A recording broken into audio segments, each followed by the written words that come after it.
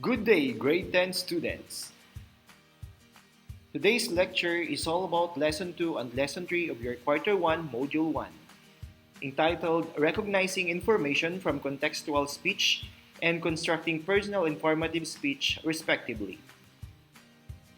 You are set to discover a new lesson on using information.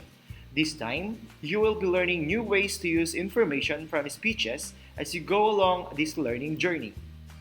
At the end of the lesson 2, you are expected to use information from speeches that can be used in everyday life.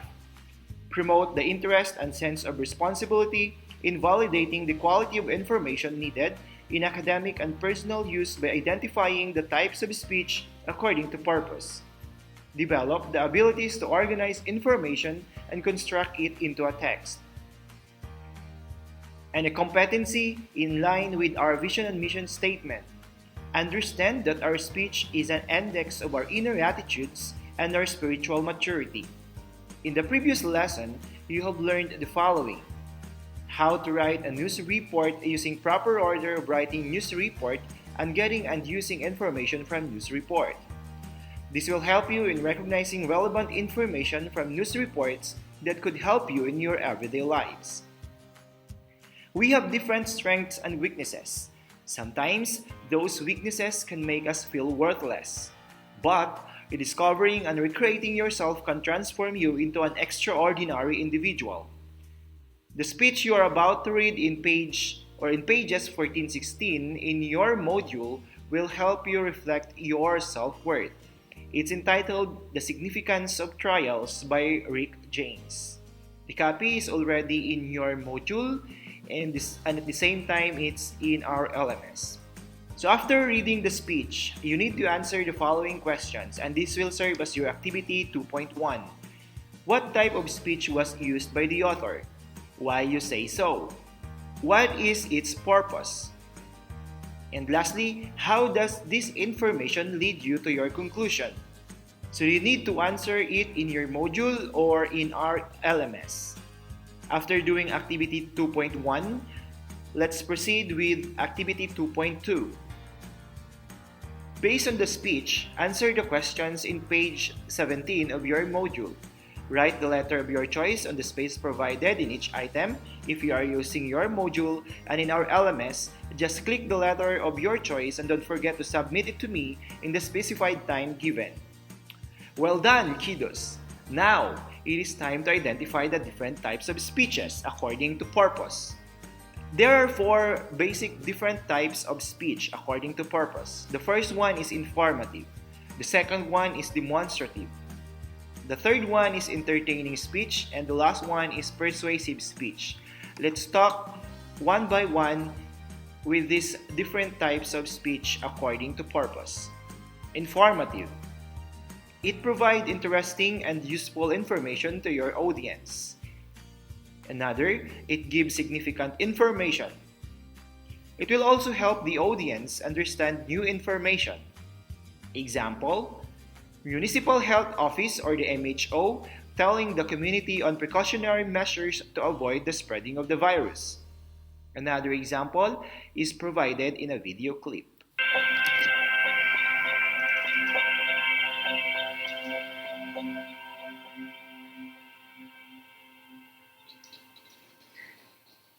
You are at risk. All of us are at risk. And I'm not talking about STDs, global warming, or terrorism. I'm talking about your life online. You are at risk of having your computer taken over so that perfect strangers can read your email, access your bank accounts, pilfer your credit card numbers, and even steal your identity. I've seen this over and over again at my summer job as a computer technician at a nationwide computer store. You wouldn't believe how many computers are compromised and infected. As college students, we're particularly vulnerable because we spend so much time online. According to David Tatter, manager of Wisconsin's Consumer Office of Privacy Protection, 32% of all identity theft claims are filed by people between the ages of 18 and 29 years old. That's the largest percentage of any age group. Today, I'd like to explain 3 additional steps that experts recommend for online security. using strong passwords, using secure connections, and double-checking links before clicking on them.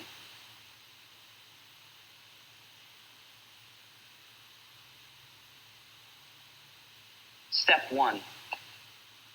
The first step is using strong passwords for email accounts, bank accounts, and everything else that you do online. What makes a strong password? Take a look at this example. IWBIP, semicolon, semicolon, 4387 hyphen CSAMFF. Now this is a long password, but that's part of its strength. The first criterion of a strong password is having 10 characters. 15 or more is even better, like the one I showed you. It should also include upper and lowercase letters, numbers, and punctuation, such as semicolons, hyphens, and underscores. According to Microsoft's online guide to creating strong passwords, when your passwords contain long combinations of seemingly random letters, numbers, and punctuation, your security increases exponentially, meaning that a password like the one I showed you is literally billions of times more secure than something short and ordinary, like hot dog or college.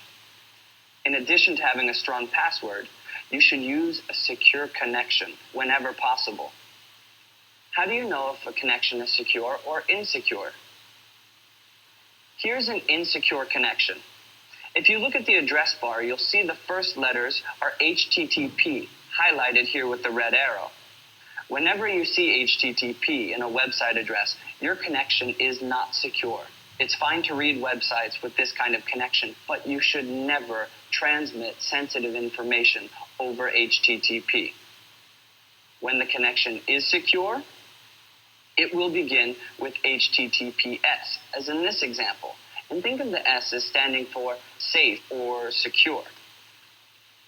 So far, we've seen the importance of having a strong password and of using secure connections whenever transmitting sensitive data. The third step is double-checking links before you click them. This is a little more involved than the previous steps, but it's just as important. For example, here's an email that was supposedly sent from my bank, Franklin Bank. It tells me that I need to click on the blue link in order to update my account information.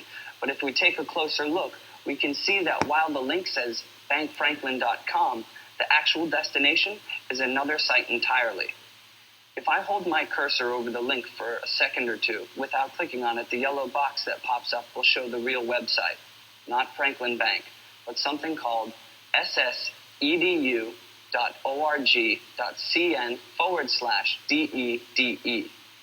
This looks like it might be my bank's information, but it's not.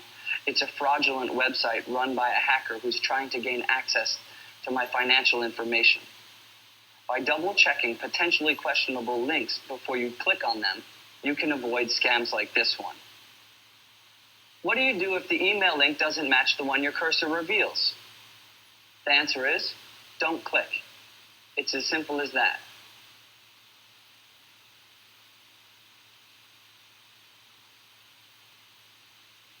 At the beginning of this speech, I said that you're at risk.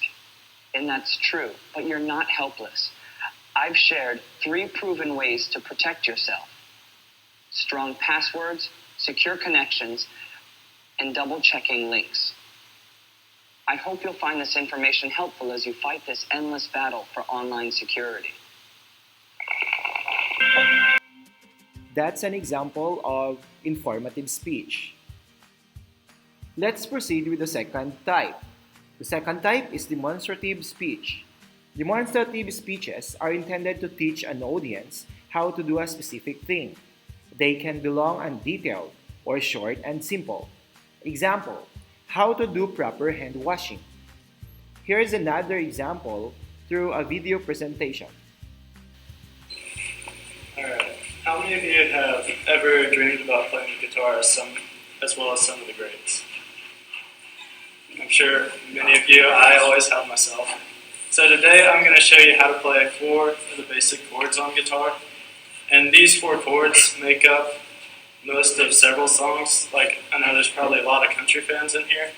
And many Nearly all the country songs use these 4 chords in them. I myself am a contemporary Christian fan, and even those 4 chords make up about all those. And if those aren't your kinds of music, these chords are in just about any song you play as well. So I've been fascinated with guitar about all my life, and a couple years back I started self-teaching myself. And then recently I even joined a band, so guitar has been around for quite a while for me.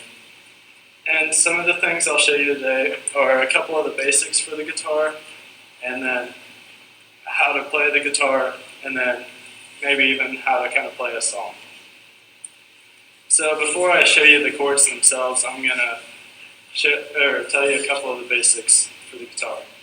This long portion of the guitar is called the neck, and then these ridges on the neck are frets. They help you play the guitar, play separate notes on them. If you, say, play an E there, if you press down right by the fret on that one, it's now an F. So it helps you to play the different notes. Up here is how you tune them. You can twist them either way depending on if it's flat or sharp. And then this is the body of the guitar. The hole is called the sound hole. It's what catches the sound of the vibrations and echoes it out. And then down here is called the pick guard. When you're strumming with a guitar pick, that's there so that you don't scratch up the body of your guitar. And so now that, and these strings, there's 6 strings on the guitar. This big one is an E. Then it goes to an A D, G, B, and then back to E. There are 2 octaves, which are like steps of 8. There are 2 octaves between the 2. And then, so now that I've showed you a couple of the basics to the guitar, I'll start teaching you the 4 chords. The first chord I'm going to teach you is the G chord. It's probably the hardest of the 4 that I'm going to teach you. And so what you do, your first finger, these are 1, 2, 3, and 4, will go on the 2nd fret of the A string. Your second finger will go on the 3rd fret of the E string. Then your 3rd and 4th fingers will come on the 3rd fret of the B and E string. And when you play it, it should sound something like this. So, for all of you that can't really see it quite as well, I printed bigger pictures. That's kind of what a G chord looks like when you play it. The next chord I'm going to show you is the D chord. And your first finger goes on the 2nd fret of the G string. Your second finger goes on the 2nd fret of the 1st string, the E string. And then your 3rd finger goes on the 3rd fret of the 2nd string. And when you play it, it sounds like that. And once again, here's a larger picture of that for those in the back. The next chord will be the E minor chord. This is probably one of the easiest chords you'll play. Your first finger comes on the 2nd fret of the A string, and your second finger comes on the 2nd fret of the D string. And when you play it, so it has kind of a richer sound. And then here's a picture of the E minor. And the last chord I'm going to teach you is the C chord. You put your first finger on the 1st fret of the B string. Then your second finger goes on the 2nd fret of the 4th string, the D string. And your 3rd finger, it's kind of a stretch, goes to the 3rd fret of the A string. And when you play it, and then picture again. So now that I've showed you how to play the chords, just a couple of simple things to play. There are many ways to strum a song. It just depends on what song you are playing. So to start off, it's the easiest thing to do is to just play a very slow strum while you're switching through chords. So you might just like,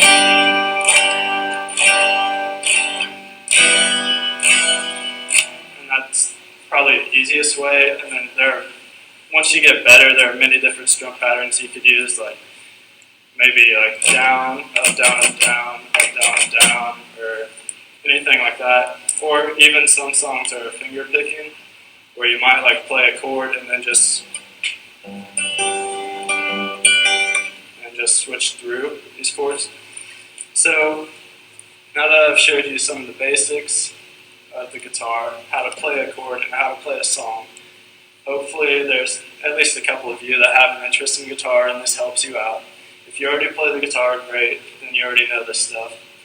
And if you go home and try this and it doesn't work out so well right off the bat, don't be discouraged. It took me a long time to get good at this as well.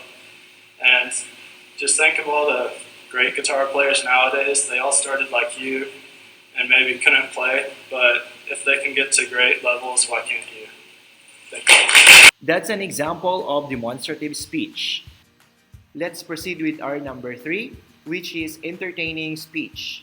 A speech to entertain aims to engage, interest, amuse, or please the listeners. This is presented in situations where it is necessary to build light-hearted mood, such as when making a speech at an after-dinner party, leading a toast at a friend's wedding, or making remarks at a birthday party for a colleague. An example of which is telling about a hilarious movie. Filipinos are fond of spoken poetry, and the other example I'll be showing to you is a Tagalog or a Filipino spoken poetry, and hopefully you will be entertained too. Ako si Carlo. Gumagamit ako ng bato. At adik ako. Adik sa'yo. Alam mo, palagi kong ginugoogle Maps yung bahay niyo. Number 31B, Palyokan West, Batangas City, at palagi sa aking biyahe pa uwi, hindi maaaring hindi ako pipilit na dumungaw sa bintana ng jeep para masilip ang loob ng compound niyo.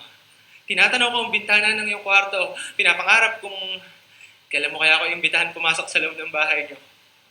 Kailan mo kaya ako imbitahan maging bahagi ng buhay mo? Kailan mo kaya ako ipapakilala sa nanay at tatay mo? Ito po si Carlo. Adik sa akin to. Pag di pa ito tumigil, papakasalan ko to. Ako yung bodyguard na hindi bayad. Yung anghel de la guardiang hindi nakakalipad. Ako ang pinakamasidhimong fan. Malahouse speaker Pantaleon Alvarez kay Duterte. Kahit mali na, susundan.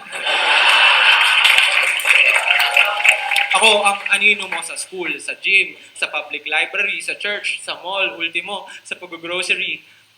Sarap siguro ikwento sa mga magiging apo natin to, no? Kung paano nagsimula tayo sa pagsasalisihan sa mga pasilyo ng surf, breeze, at tide. Hanggang nauwi tayo sa You May Now Kiss the Bride.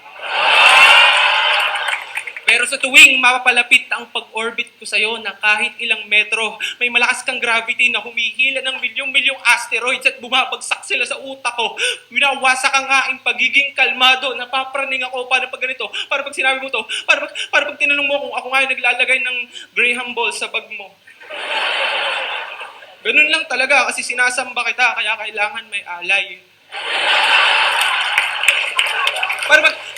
Para pag tinawagan mo yung cellphone number na palagi nagte-text sa'yo ng kung ano-ano. Halimbawa, I think I shall never see a line as lovely as the line where the sky meets the sea. Until I saw your kilay. Para pag tinawagan mo yung cellphone number na palagi nagte-text sa'yo ng kung ano-ano at nag-ring yung cellphone ko sa harap mo. Paano kapag yung nabisto na punong-puno ng mga saved images mula sa Facebook profile mo ang memory card ko? Paano pag ganito? Para pag sinabi mo to, para pag pasensya, hindi ko naman motibo matakot ka sa mga text, sulat, saraha, at watataps na natatanggap mo mula sa akin. Hindi naman para maging sakit ako ng ulo mo o maging sanhi ng di pagtulog mo. Kaya ko lang naman ginagawa lahat ng to para maramdaman mong palagi may nagbibigay halaga sa'yo. Na sa malupit na mundong ito ay may isang ako, isang anino na bumabagtas sa bawat landas na nilalakaran mo at hindi ka papayagan masaktan. Kahit ikaw, sinasaktan mo ko. Oo, sinasaktan mo ko sa mga pagwawalang kibo, sa mga pagsasawalang bahala. Hindi porke sanay ka na hindi sa akin mag-reply, ay sanay na rin ako na hindi maghintay. At akala mo, hindi ko nakikita yung mga love letter kong pinaghihirapan, dinidiretso mo lang sa basurahan. Sayang naman yung lettering. Alam mo, Minsan nilagay ko na lang doon, alamat ng saging, total, alam ko namang hindi mo rin babasahin.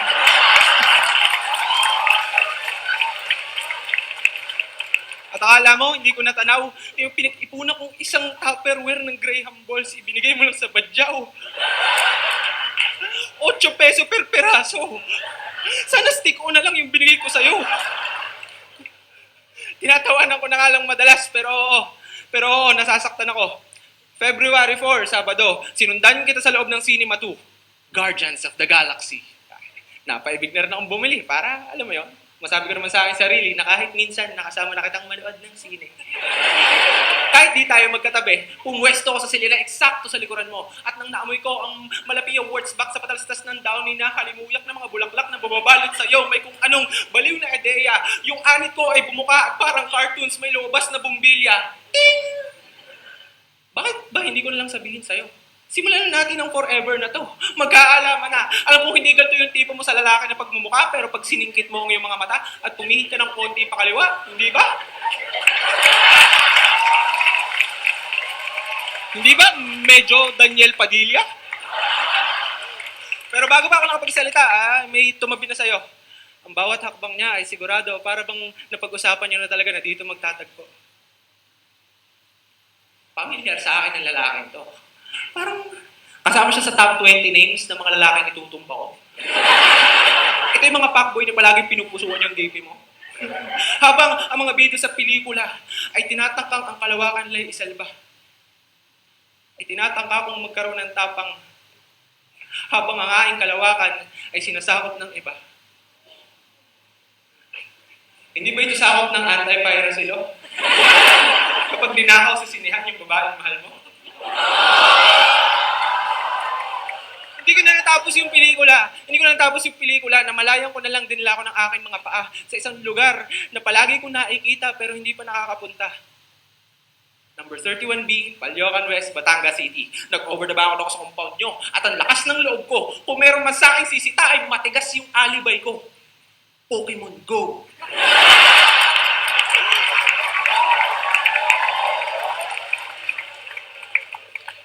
Sa impact na nga yung pagbagsak ay may kung anong humigpit na tornilyo. Hindi mo naman kailangan mauntog para matauhan. Minsan sapat nang mahulog sa taas na 4 na metro. Sa puntong yon, kung napagtanto na ang tanga-tanga ko. Ang dami-daming isda sa karagatan, ba't nagpapaka-spicy sardines ako sa'yo? Bakit ako naging isang Ash na na-stuck sa isang Pikachu? Na ang dami-dami kong pagpipilian pero palaging I choose you. Nasayang lang ang effort, ang oras, ang 5 piso araw-araw na pag-Gatsby walks ko. Ilang legendary Pokemon na kaya nakalampas sa akin kakasunod-sunod ko sa'yo. Kailangan ko maghabol. I gotta catch them all. At dito nagsisimula ang kwento ng pagka-addict ko sa bato at ng pagre-rehab ng sarili ko mula sa pagkahibang sa'yo. So nagpaikot-ikot ako sa paligid-ligid ng bahay nyo. Selfie, ganyan. Check yung mga pinto. At natuklasan ko na bukas yung bintana ng banyo ninyo. At may nakapatong na bato, yung panghilod. Kinuha ko to. Remembrance, souvenir, memento, kontento na ako dito. Hindi ko man nakuha yung puso mo, nakuha ko naman yung panghilod mo.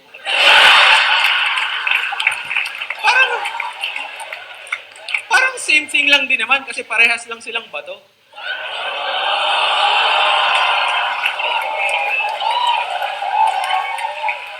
Kinakabahan lang talaga ako kapag gumagamit ako. Kasi bukod sa posibilidad na sa tatay mo pala to. Ang talagang punto nitong tula ay kung gaano kadali ang mapagkamalan sa mga panahong ito. Ako si Carlo, gumagamit ako ng bato. Ang tanging hiling ko, pag isang araw lumabas sa balita na tagpuan ang duguan kong katawang nakabulagta, hindi ka manahimik, magkibit balikat o mag-iwas ng mata. Dahil kung masakit na nga ang magmahal ng isang tao na hindi ka gusto, baby, mas masakit ang mamatay sa isang bayang walang pakialam sa'yo. That's an example of an entertaining speech. Number 4 type of speech, according to purpose, is persuasive speech. A persuasive speech aims to persuade or convince people to change the way they think or do something or to start doing something that they are not currently doing. Persuasion is the use of speech to influence the values, beliefs, attitudes, or behavior of others through reasoning, credibility and identification. Example, convincing someone to become a priest. Another video as an example for this type of speech. A college freshman walks into his first semester class. The first thing the professor asks him to do is sign a statement claiming that God is dead. The student refuses to do so and thus has to debate the existence of God. That scenario is taken from the movie God's Not Dead, and I believe that it applies to many Christian teenagers today. So many Christians abandon their faith in college. Whether it's peer pressure, the devil, or the professors that get to them, they stumble and fall away. It's extremely difficult to defend your faith when everyone around you seems to know so much more than you do. I would like to discuss some points on the possibility that there is a divine creator by looking at the two biggest areas in which Christians and atheists debate. The first is creation versus evolution. How did we get here? Well, that is an excellent question. Both theists and atheists believe that the universe came from nothing. The only difference is atheists refuse to believe that a divine creator was involved. But in Genesis 1:1 it says, "In the beginning, God created the heavens and the earth." Now, Stephen Hawking, a renowned scientist and professing atheist, says in his latest book, because there are laws such as gravity, the universe can and will create itself from nothing. In regards to that quote, where does gravity come from? It didn't exist before the universe began, so how could it have created itself? And if gravity didn't create itself, how could the rest of the universe have been formed from nothing? Unless there was a divine creator involved. Romans 1:20 says, "For ever since the world was created, people have seen the earth and sky. Through everything God has made, they can clearly see his invisible qualities, his eternal power, his divine nature, so they have no excuse for not knowing God." Next, if God created the universe, who created God? Well, God exists outside of time and space. John 1:1 says, "In the beginning was the Word, and the Word was with God, and the Word was God. Therefore, God was there in the beginning." Because God created time, he's not affected by it. He simply created it for our purposes here on earth. Descartes put it this way, "I am not free to think of God without existence, as I am free to imagine a horse with or without wings." Basically, he's saying you can't think of God without thinking of existence, but you can think of a horse as having wings or not having wings thanks to imagination. Because of our imagination, we have infinite possibilities, but in reality, there's only one truth. Next, we're going to look at good versus evil. If God is good, why does he allow bad things to happen? And if God is so good, why does he allow bad things to happen to good people? Well, first of all, God never said that following him was going to be easy. And Christians go through hard times too. All but one of Jesus' disciples was persecuted and eventually killed for their faith. Philippians 1:21 says, "For to me, to live is Christ, and to die is gain." Proverbs 3 also says, "Trust in the Lord with all your heart, and lean not on your own understanding. In all your ways acknowledge him, and he will make your paths straight." Both of those passages are trying to say that this life is not ours to live. God created us in his image, as stated in Genesis 1:26. We were made to make disciples and to glorify him. Next, God gave humans free will. We have the option to choose between right and wrong. Unfortunately, in the beginning, we chose to let sin enter the world and have to suffer the consequences. Unfortunately, Christianity does not come easily. In 1 Peter 5:8, it says, "Your enemy, the devil, prowls around like a roaring lion looking for someone to devour." But thankfully, God gave us free will, and Dallas Willard says, "I no longer have to do what is wrong in order to make things turn out right." Lastly, we are all sinners, and we deserve death. Romans 3:23 restates, "For all have sinned and fall short of the glory of God." Tiffany Huac-Loomis said, "In seeking God as a whole object and beginning to recognize that while she had sinned, her sins did not in fact deserve the extreme punishment and pains she was enduring, she was able to begin constructing a new worldview, The world did not depend solely on a good God, one that did not need to find blame only internally and externally, but one that was informed and slowly reconciling while the complexity of her God and her own self, both good and bad. Jesus died on a cross to save us from an eternity in hell. Now, I can't make any of you change your mind on what you already believe in. And that's not what I came here to do. I'll let the Holy Spirit deal with that. But I did want to open your eyes to see that there are other options than what the world tells you. To sum it up, atheists and Christians both believe that the world was formed from nothing. But Christians believe that a creator was behind it all. And secondly, God is a just God who gave humans free will. Suffering and pain are temporary in this life, and the decisions we make affect life after death. I'm going to show you this short clip from the movie God's Not Dead. So religion is like a disease. Yes. Yes, it infects everything. It's the enemy of reason. Reason. Professor, you left reason a long time ago. What you're teaching here isn't philosophy.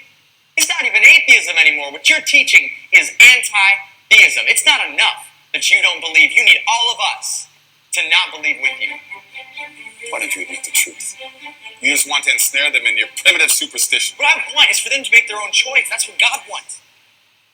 Right after that, the professor says, "You have no idea how much I'm going to enjoy failing you." And the student looks up and says, "Who are you looking to fail? Me or God?" In conclusion, the penalty for sin is death. Jesus died on a cross to save the world from eternal punishment. All you have to do is accept him. It's not going to be easy, but it is simple. That's an example of a persuasive speech. Did you enjoy learning the value of speech in our everyday life? This time, you will be making an example of an informative speech. This is your activity 2.3. On the next slide, there are 11 simple ways to care for each other during COVID-19 coronavirus pandemic. Arrange the following information to write an informative speech. Use the space provided for you in your module or in our LMS. Here are the 11 simple ways to care for each other during the pandemic based on Greenpeace Philippines, March 27, 2020. You already come across the different text types and its proper usage. Let us test how far you have learned about each text type. For our activity 2.4, identify the following examples according to text types. Write I for informative, P for persuasive, E for entertainment, and D for demonstrative. Write your answer on the space provided before the item number if you are using your module, and if you are using our LMS, just click the letter of your choice. This time, let's dig deeper in our lesson. You need to get information from the speech. For our activity 2.5, on page 19 to 20 of your module, it's a speech entitled God Loves You, the 1-minute speech you always wish to hear by Bejoy Peter. Create 5 sentences from the speech below or from the given speech that show how the speaker persuades his or her audience. Write your answer on the space provided after the piece in page 20 or in our LMS. For our biblical integration, can you read and comprehend on page 21 to 23? Before we proceed with our lesson 3, let's have some review with our lesson number 2. I presented the 4 basic different types of speech according to purpose. The first one is informative, which provides interesting and useful information to the audience, and it helps the audience understand new information. The number 2 is demonstrative. Demonstrative speeches are intended to teach an audience how to do a specific thing. The third one is entertaining speech. Its aim is to engage, interest, amuse, or please the listeners. The fourth one is persuasive speech. Its aim is to persuade or convince people to change the way they think or to do something. This time, let's talk about lesson number 3, which is constructing personal informative speech. At the end of the lesson, you are expected to use information from informative talks that can be used in everyday life. promote the interest and sense of responsibility in validating the quality of information needed in academic and personal use by composing a descriptive speech. Develop the abilities to organize information and construct it into a text, and the competencies aligned to our vision and mission statement. Appreciate that there are times when writing is better than speaking. Believe and acknowledge that effective writing demands careful research, documentation, and wise expression. And lastly, understand that God recognizes writing as a powerful tool to influence people, and that God commanded others to write. So in the previous lesson, we've learned the different types of speeches according to their purposes. These different types of speeches will help us recognize the information needed to be used in our everyday living. Particularly, it will help us in recognizing the relevance of the data by arranging them into its proper sequence. We have here a speech entitled 2-Minute Speech on the Meaning of Life, acquired January 4, 2016 by Bejoy Peter. Kindly read the speech given in page 24 until 25, and after which do the activity 3.1, which is comprehension question regarding the speech above. Please answer the following questions. Why Peter considered life as an opportunity? Based on his speech, is there life after death? And explain it. And lastly, what is the real meaning of life according to him? If you are making use of your module, kindly answer it below each question in page 25 and 26. And if you are using your LMS, kindly answer it directly below the question there. For our discussion in this lesson, we will be focusing on the informative speech. An informative speech is one that intends to educate the audience on a topic. This type of speech uses descriptions, demonstrations, vivid details, and definitions to explain a subject, person, or place the audience want to understand. An informative speech makes a complex topic easy to understand or offers a different point of view. It should rely less on pathos, which is an appeal to the emotions of the audience and an important component of persuasive speeches. Instead, informative speech might rely on visual aids. So there are 4 types of informative speech, namely descriptive, demonstrative, explanatory, and definition. Let's take it one by one. When you say descriptive, informative speech, it helps the speaker create an accurate mental picture in the mind of an audience regarding a specific person, place, or thing. From the word describe, so the speaker delivers his speech through description. Secondly, demonstrative type of informative speech. It describes how to perform an action. In the same way, it is somewhat alike with the demonstrative speech in the previous lesson. You need to perform an action, and that means you are demonstrating it towards the audience. Number 3, which is explanatory. It explains the state of a topic. From the word explain. So if you are going to deliver an explanatory speech, you are going to explain that specific topic of yours. Number 4, and last, definition. It explains a concept or theory regarding a topic. From the word define, all you have to do is define a word and explain it. Informative speech has different types depending on the speaker and what fits the audience. This time, you will answer another activity that will enhance your knowledge on using the information on different types of informative talks. Kindly do activity 3.2, and the instruction is choose your best picture and paste it below, here on page 27 of your module. Come up with words or phrases that best describe your chosen picture. Make sure to be specific and detailed with your description. After which, write your answers on the space provided on the next page or below the box in page 27. The same thing if you are using your LMS. Just post a picture or attach a photo and describe it. So that's activity 3.2. Now, in this section, let us summarize what you have learned from our lesson. I believe you have learned a lot from this lesson, and it's a pleasure that you will perfectly remember the significant points of the lesson. For our activity 3.3, complete the paragraph below by giving appropriate answers to what have you learned from the lesson. Same thing in our LMS, it is provided there. And now, I believe that you are ready to use data or information that come up with an informative speech. Use the information that you have cited in activity 3.1.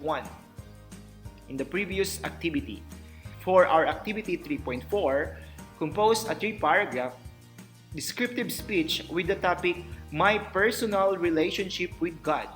You can come up with your own title. You need to write your speech on the space provided below in page 28 and page 29 of your module. If you are using your LMS, once again, the activity is also there. For our biblical integration, remember these points when we are writing. There are times when writing is better than speaking. Effective writing demands careful research, documentation, and wise expression. God recognizes writing as a powerful tool to influence people. And concerning the significance of our speech, be reminded with this. Our speech has great potential for good or evil. Our speech is an index of our inner attitudes and our spiritual maturity. Sins of speech are considered by God to be very serious. Concerning the content of our speech, or what we say, be reminded of this. We must avoid what God condemns or forbids. We must engage in the kinds of speaking which God commands or encourages in His Word. Just a sort of review for the Lesson 3. Lesson 3 talks about informative speech, and it intends to educate the audience on a topic. And there are 4 types of informative speech, namely descriptive, demonstrative, explanatory, and definition. That's all for our Lesson 3. Kindly accomplish all the tasks given to you. God bless you and see you next meeting.